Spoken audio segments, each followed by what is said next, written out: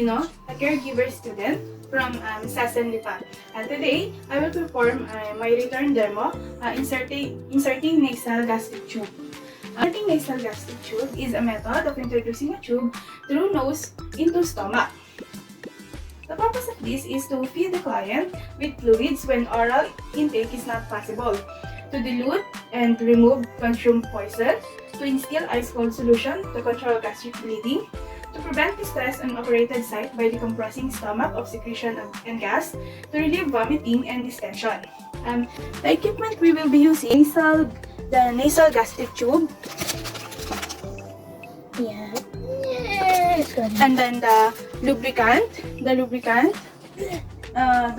cotton balls. We have the cotton balls, inside the kidney tray, and then we have the adhesive tape, clamp, this pin and rubber. We will be using this as a clamp. The syringe, and then a cup of water with straw, and then a pair of gloves, alcohol for hygiene, sanitary hygiene, and this one is wipes. So if the client has some secretion on the mouth, we can use this. We will also going to use a stethoscope. Check the doctor's order for insertion of nasal gastric tube. This clarifies procedure and types of equipment required. Explain the procedure to the client. Explanation facilitates client cooperation. Hi sir, I'm Jenny Tantino, your caregiver today. Today, I will assist you on putting nasal tube to your nose. It will be uncomfortable, but I'll have you throughout the way, okay? Can you state your name, please? Okay. Your birthday? July 19, 2014. Okay, thank you, Aro. Gather the equipment. Organization provides accurate scale performances. Assess client's abdomen. Assessment determines presence of bowel sounds and amount of abdominal distension. Are you feeling some discomfort, sir? No? Okay, thank you. Perform hand hygiene. Use gloves if available. Hand hygiene deters the spread of microorganisms. But sterile technique is not needed because the digestive tract is not sterile. Gloves protect from exposure to blood or body fluids. Ensures client privacy because sometimes this procedure was not pleasant to the eyes of the other.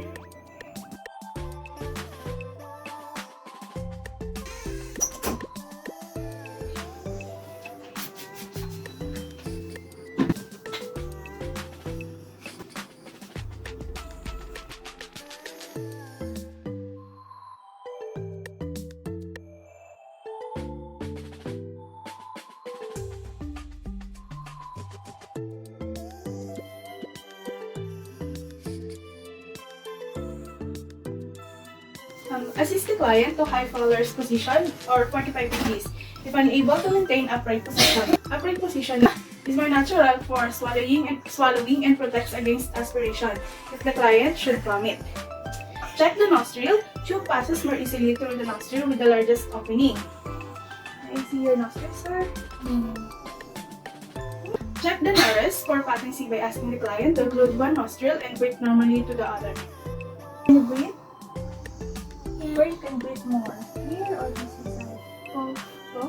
So if it's okay, we're going to put it here.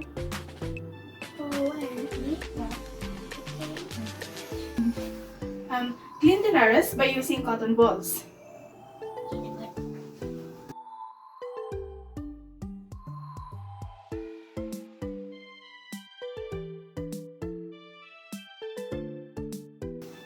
Select the nostril through which air passes more easily. I will select here. Both of his nose can breathe okay and can breathe easily and okay. So I will be using this side. I need to, because I'm here in this side, it will be also comfortable and more easy to put a tube in this right side of the nose.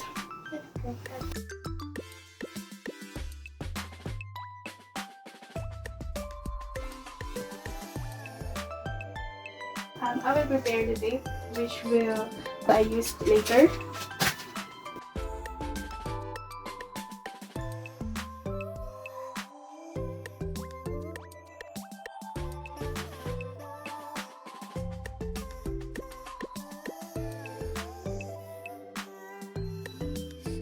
Measure the distance to insert the tube by placing.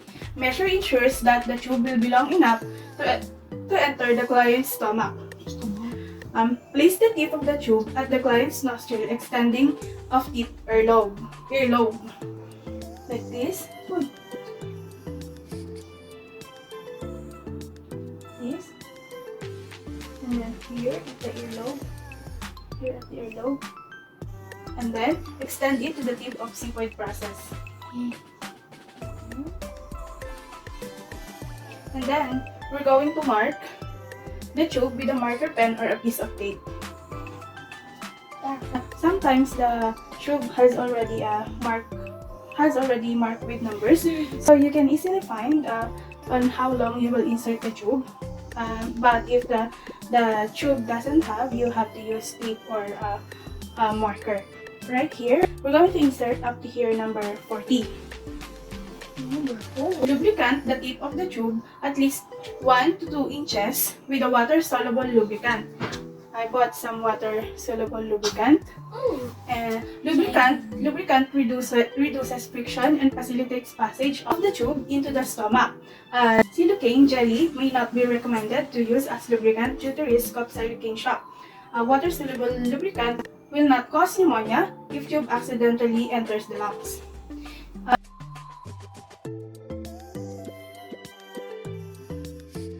Insert the tube. Insert the tube into the nostril while directing the tube downward and backward. Following the normal contour of the nasal passage while inserting the tube reduces irritation and the likelihood of mucosal injury. The client may gag when the tube reaches the pharynx. You can also give the patient water with a straw. It will help the patient while advancing your tube inside the esophagus. You can bend the head a little bit so it will help you in advancing the tube inside the nose. I will try it to my kid. Let's just pretend that I'm putting the tube inside the nose, and then you can insert the tube downward until it reaches the number that you marked.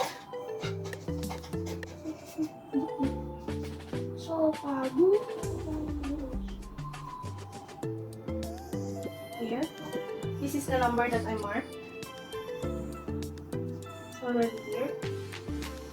And the client may gag when the tube reaches the pharynx. The gag reflexes is stimulated by the tube. Instruct the client to touch his chin to his chest.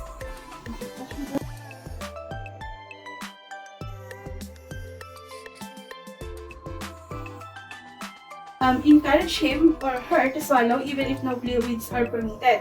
Swallowing helps advance the tube, causes the epiglottis to cover the opening of the trachea, and helps to eliminate gagging and coughing. Advance the tube downward and backward direction when the client swallow.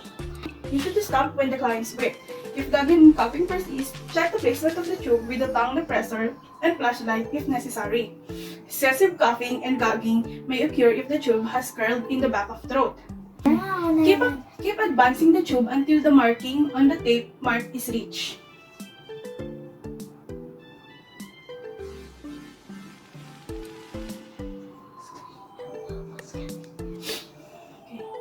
Do not force or rotate the tube if it meets resistance. Forcing the tube may injure mucous membranes. Discontinue the procedure and remove the tube if the tube has signs of distress, such as gasping, coughing, cyanosis, and inability to speak or hum. The tube is not in the esophagus if the client shows signs of distress and is unable to speak or hum. While keeping one hand on the tube, verify the tube's placement in the stomach. You can put a temporary tape in the nose.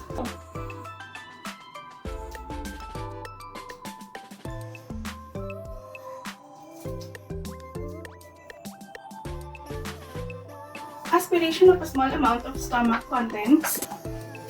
The tube is in the stomach if its contents can aspirated. Attach the syringe to the edge of the tube and aspirate a small amount of stomach contents. Visualize aspirated contents, checking for color and consistency. Or sometimes we can use a pH balance paper where we can see the acidity level of the stomach contents.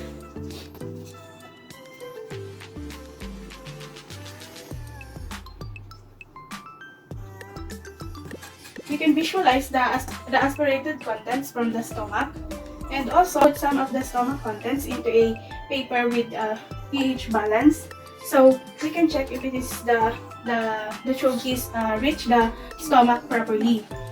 The second thing we can do to check if the tube is inside the stomach, inject a small amount of air, like 10 to 15 ml, into nasal-gastric tube while you listen with a stethoscope, approximately 3 inches or about 8 cm below the sternum.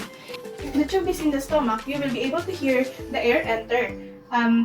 You can hear a whooshing sound. If the tube is in the esophagus, injecting the air will be difficult or impossible.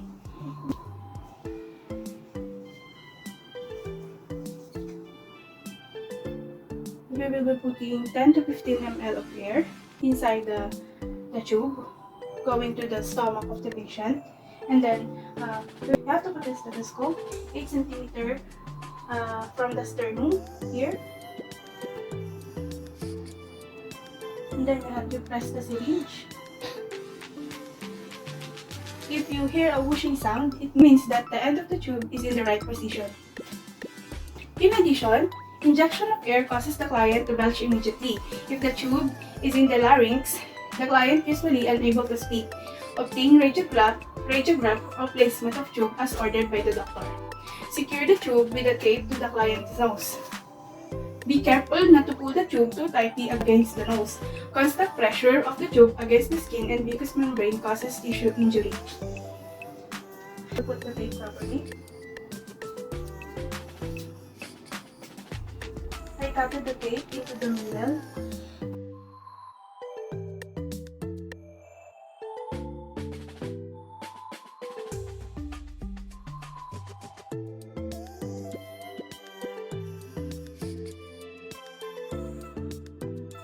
Clamp the end of the nasal-gastric tube while you bend the tube by fingers. And not to open, but bending tube prevents the inducing of secretion.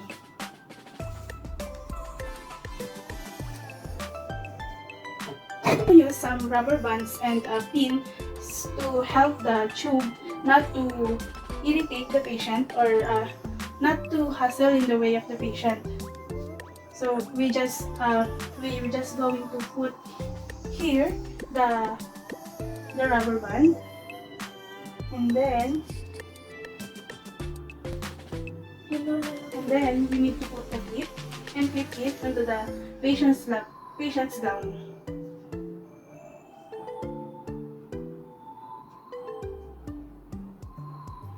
So put off and dispose the gloves. Perform hand hygiene to prevent the spread of infection.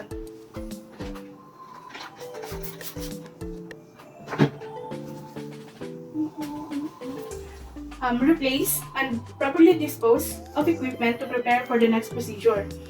Record the date and time, the size of the nasal-gastric tube that we use, the amount and color of the aspirated and relevant client reactions. Sign the chart. Documentation provides coordination of care. Report to the senior staff to provide continuity of care. Thank you.